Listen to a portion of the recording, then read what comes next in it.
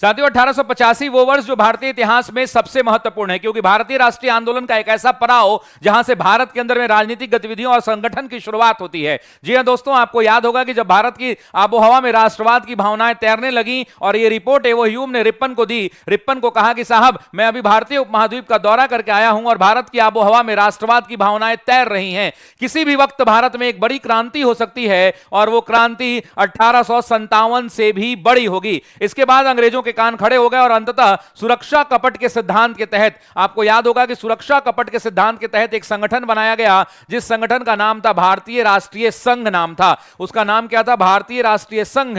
और अंततः दादा भाई नौरोजी ने अपने दादा भाई नौरोजी की अनुशंसा पर साथियों इस भारतीय राष्ट्रीय संघ जिसका निर्माण 1884 में हुआ था, इसका नाम परिवर्तन करके एक संगठन बना जिसका नाम पड़ा भारतीय राष्ट्रीय कांग्रेस। ये जो कांग्रेस शब्द है दोस्तों, इसका मतलब क्या होता है? तो आप भी जानते हैं, इसका मतलब लोगों का समूह होता है। जरा कमेंट बॉक्स में बताइएगा, कमेंट बॉक्स में बताइएगा कि भारतीय राष्ट्रीय कांग्रेस में कांग्रेस शब्द का मतलब क्या होता है? तो लोगों का समूह। और ये कहां से लिया गया है? तो उत्तरी अमेरिका उत्तर होगा या दक्षिणी अमेरिका होगा? जरा कमेंट बॉक्स में बताइएगा किस अमेरिका से ये लिया गया है। अगर एओ ह्यूम की बात करें तो एओ ह्यूम ने कांग्रेस की स्थापना की और आपको पता है कि 28 दिसंबर 1885 को भारतीय राष्ट्रीय कांग्रेस की स्थापना मानी जाती है। इसके महासचिव के रूप में एओ ह्यूम और इसके अध्यक्ष के रूप में इनके करीबी मित्रों में से एक डब्ल्यू.सी. बैनर्जी हुआ करते थे। और इस बैठक के अंदर में कुल 72 लोगों ने हिस्सा लिया था, जिस 72 में सबसे ज्यादा बॉम्बे प्रांत के, बॉम्बे के 38 लोग हुआ करते थे, मद्रास के 21 लोग हुआ करते थे, संयुक्त प्रांत के यानी यूनाइटेड प्रोविंस के 7 लोग, पंजाब के भी आपको पता है कि 3 लोग और साथ ही साथ बंगाल के भी 3 लोग। बंगाल से सुरेंद्र नाथ बैनर्जी भाग नहीं लिए थे क्योंकि उनका अपना ऑर्गेनाइजेशन